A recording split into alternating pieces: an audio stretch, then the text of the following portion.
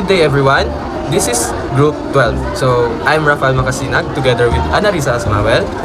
So today we're going to discuss about the stereotype, prejudice, and discrimination. Our first discussion about the stereotype. So what is stereotype? Stereotypes are an overgeneralized belief about a particular group or class of people. Example, all Asians are good at math. Women are bad drivers. And teenagers are always lazy. So there's two types of stereotype, which is the positive and the negative stereotype. So stereotype can be categorized as explicit and implicit. Explicit stereotype, meaning the person is aware that they have these thoughts towards a group of people and they can say it out loud. For example, a teacher believes that boys are better at math than girls, and she says this out loud. She knows she thinks this way. On the other hand, implicit stereotype, wherein a person does not know if they have this stereotype since it lies in their subconscious. Example, a teacher thinks she treats all students equally, but she often calls on boys more during math class without realizing it. She doesn't know she has this hidden belief. Now, the next one is prejudice.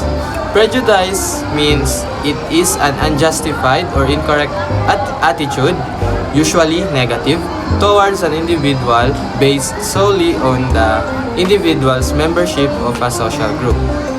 Prejudice represents our emotional response upon learning of a person's membership to a specific group, like age, skin, color, race, or disability. Also generation, nationality, religion, sex, sexual expression, gender expression, and so on. So those are the examples of prejudices.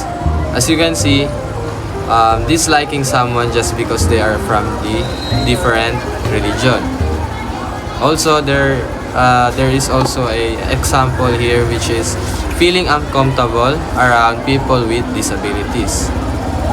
The other one is thinking someone is dangerous just because of their race. So those are the examples of prejudices. So that will be all for my part. So the next reporter would be Annalisa Asmawel. She will discuss the next topic about discrimination. Hi everyone, my name is Annalisa Asmawel and I'm going to tackle the next topic, which is the discrimination. So, discrimination refers to actions or behaviors towards an individual or a group of people. So, when we say discrimination, it is when someone acts unfairly toward other because of their race, gender, religion, or other differences. So, let's say for example is not hiring someone because of their gender. So, that is a kind of discrimination. Also, it can be refusing to serve a customer because of their skin color. So that's also a kind of discrimination. And another one is bullying a student because of their sexual orientation or whom they attract. So those are the examples of discrimination. So we also have here the different kinds of discrimination. So the first one is the genocide. So genocide is killing or hurting a group of people just because they are different. So genocide is one of the most extreme forms of violence and violation of human rights, as it involves targeting a specific group of people based solely on their identity. So it is usually driven by a belief that a certain group is inferior or a threat to them. So example is the mass killing of Jews during World War II. So the next one is the apartheid. So apartheid refers to a system where people are separated and treated unfairly because of their race. So example is in South Africa, black and white people were forced to live apart and had different rights. So apartheid was a brutal system of racial segregation that was enforced by law, where black South Africans were oppressed, marginalized, and deprived of basic rights. It lasted for decades, only officially ending in the early 1990s with Nelson Mandela's leadership. So apartheid illustrates how a political system can institutionalize racism and inequality. It also serves as a reminder of the long-lasting impact that racial injustice can have on a nation, both in terms of societal division and the legacy of inequality. So the third one is the gender discrimination. So gender discrimination, it is when treating someone unfairly because they are male or female. So an example for that is a woman is paid less than a man for doing the same job. So gender discrimination often seen in pay inequality, job opportunities, or even in social expectations, affects both men and women. So while the fight for gender inequality has made strides, such as more women in leadership positions and legal rights, there are still widespread issues, especially in less developed areas of the world.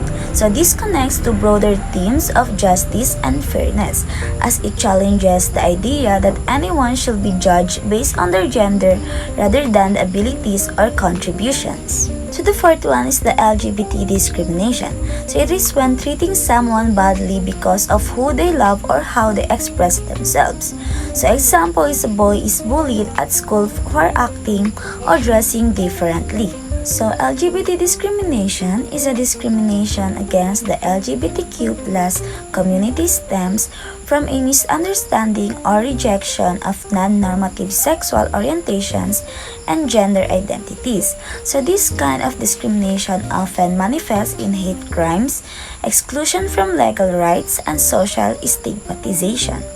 However, there's been significant progress in many countries with movements pushing for marriage equality, so anti-discrimination laws, and greater social acceptance. So that said, challenges persist, especially in less progressive regions.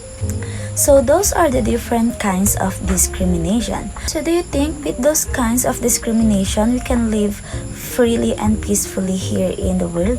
Of course not, right? So that's why we have a freedom and equality, the Universal Declaration of Human Rights. So the Universal Declaration of Human Rights was a monumental achievement in international law and diplomacy. So its principles state that all humans, regardless of nationality, ethnicity, religion, or other distinction, have inherent rights to freedom and equality. However, the challenge remains in ensuring that these rights are respected universally. It's vital to think about how we can apply the Universal Declaration of Human Rights principles in practice. Despite being a foundational document, violations of human rights still occur around the globe. So that's all for our discussions. Thank you.